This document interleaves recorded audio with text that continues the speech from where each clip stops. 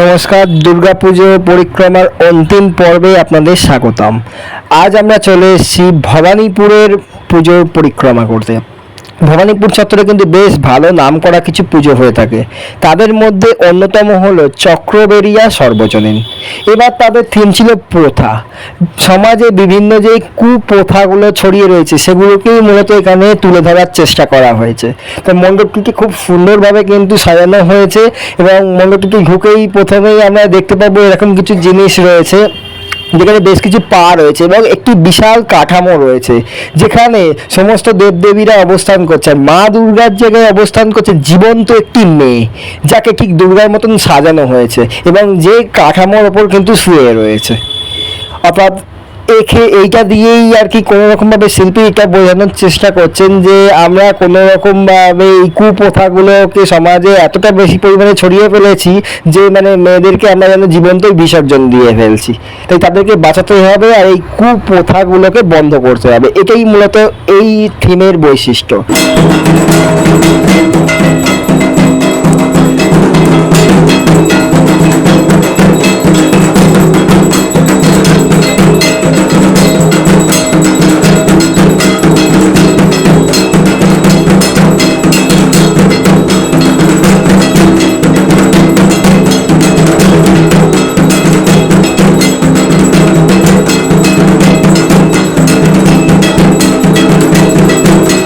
সত্যি কথা বলতে এবছর আমি যে কটা পুজো পরিক্রমা করলাম সব থেকে ইউনিক আর বেস্ট লাগলো এই চক্রবেরিয়া সর্বজনীনের পুজো।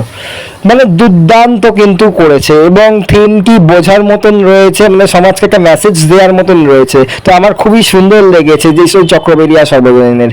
তো এখানে দেখাই যাচ্ছে যে বিভিন্ন রকম প্রথা যে রয়েছে সেগুলো তুলে ধরা হয়েছে। আর মাতৃ প্রতিমাতেও রয়েছে সাড়ে কি আনার এক সাজ। থিমের মধ্যে খুব সুন্দরভাবে কিন্তু মাতৃ প্রতিমাটিকে ফুটিয়ে তোলা হয়েছে।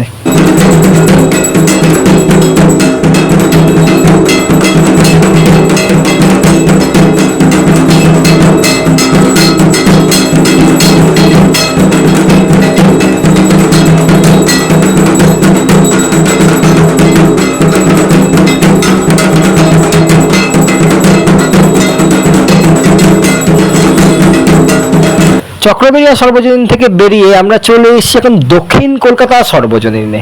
সনাতনী প্রতিমা, সনাতন রুদ্রপালের সেই প্রতিমা দুর্ধর্ষ দেখতে লাগে, যে এক কথায় বলতে গেলে ইউনিক। প্যান্ডেলে তেমন কোনো চমকই নেই, যা আছে প্রতিমাতে দেখতেই পাচ্ছ যে খুব সুন্দর, জাস্ট চোখ ফেরানো যায়। মুখটি এত সুন্দর এবং পুরো প্রতিমাটি অল ওভার সিংহ বলো কিংবা মহিষাসুরের পশ্চারগুলো বলো প্রত্যেকটি নিখুঁত ডিটেলিংসের সাথে কিন্তু কাজ করা হয়েছে।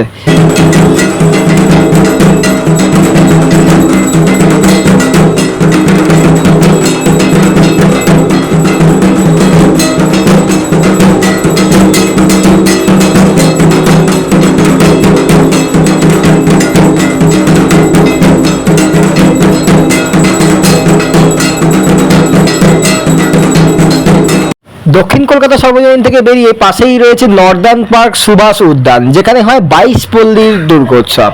22 পল্লী দুর্গোৎসবে এবারে থিম ছিল সোমনাথ মন্দির। তো সোমনাথ মন্দিরটিকে খুব সুন্দরভাবে এখানে উপস্থাপন করা হয়েছে। ভেতরে যখন ঢুকবো দেখতে পাবে যে খুব সুন্দর করে কিন্তু সাজানো হয়েছে, পুরো মনে হচ্ছে রিয়েল মন্দিরেই রয়েছি যেন আমরা।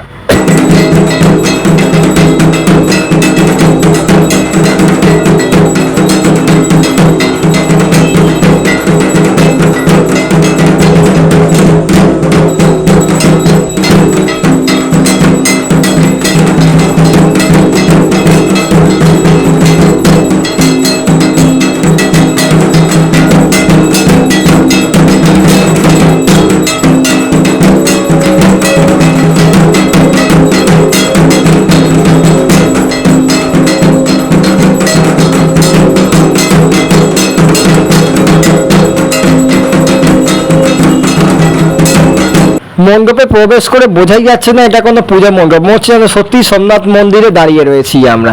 এত সুন্দরভাবে একদম নিখুঁত ডিটেলিংসের সাথে কাজ করে সাজানো হয়েছে পুজোর মণ্ডপটিকে।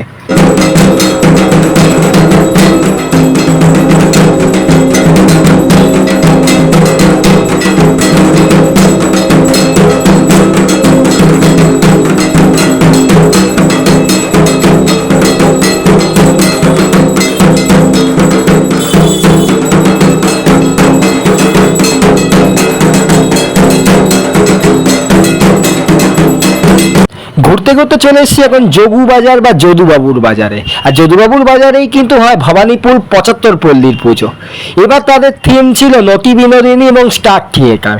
স্টার থিয়েটারকেই মূলত এখানে তুলে ধরা হয়েছে। স্টার থিয়েটারে গ্রিস ঘোষের যে একাধিক নাটক মঞ্চস্থ করা হতো এবং তার যে নটি বিনোদিনী থেকে শুরু করে রামকৃষ্ণ প্রত্যেকের পার্ট ছিল, এটাই কিন্তু তুলে ধরা হয়েছে। কারণ রামকৃষ্ণ দেবও কিন্তু এখানে অনেক নাটক এসে দেখেছেন টিকিট কেটে। আর নটি বিনোদিনীর কথা তো আমরা সকলেই জানি। তো সেই স্টার থিয়েটারকেই কিন্তু এখানে উপস্থাপন করা হয়েছে এই পূজা মণ্ডপের মাধ্যমে।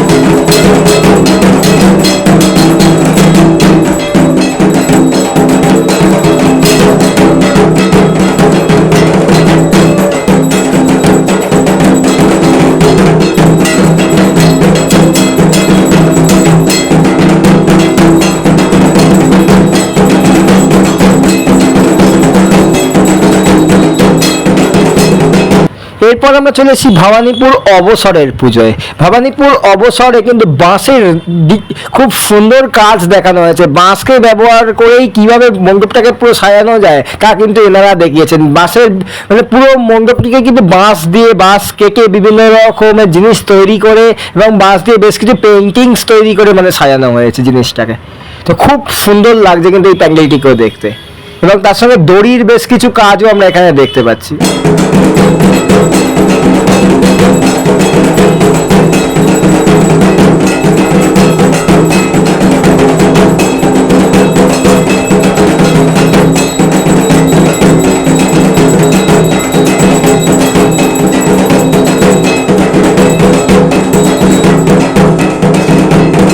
ভবানীপুর অবসরের পর আমরা এখন রয়েছি বকুল বাগান সর্বজনীনে। এখানে কিন্তু অন্য ধরনের এক পুজো মণ্ডপ দেখছি, যেখানে কিন্তু সিমেন্ট বালি দিয়ে দেয়াল তৈরি করে সেই দেয়ালগুলোকে খোদাই করে পেন্টিং করা হয়েছে। এই সেম কাজ আমরা কিন্তু হরিদেবপুরের অজয় সংহতিতেও দেখতে পেয়েছি। ঠিক সেম ধরনের জিনিস কিন্তু এখানেও তৈরি করা হয়েছে এবং খুব সুন্দর পেন্টিংগুলো লাগছে। একটু সামনে থেকে যদি দেখাই দেখতে পাবে যেখানে কিন্তু এগুলো দেয়াল, এগুলো কিন্তু দেয়ালগুলোকে খোদাই করে করে এই ছবিগুলোকে তৈরি করা হয়েছে। জাস্ট সুন্দর।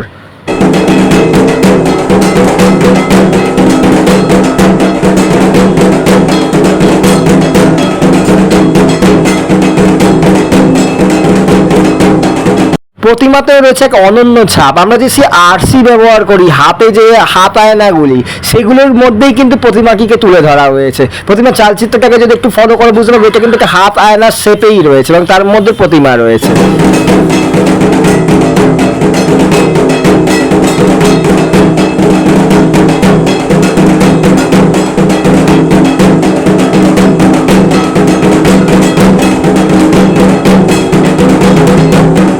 এখন রয়েছি ভবানীপুর মুক্ত দলে।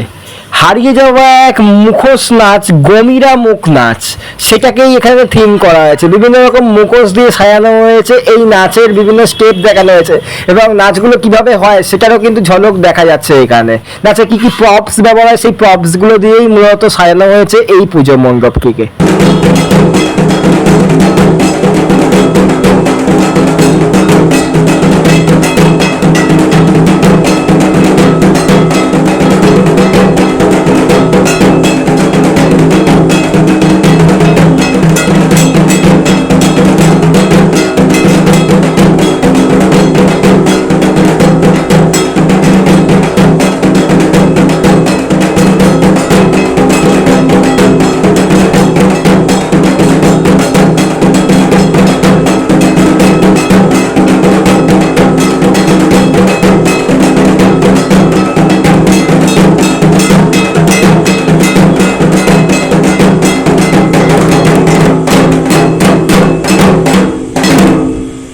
তো 2025-এর দুর্গাপুজো পরিক্রমা এই পর্যন্তই।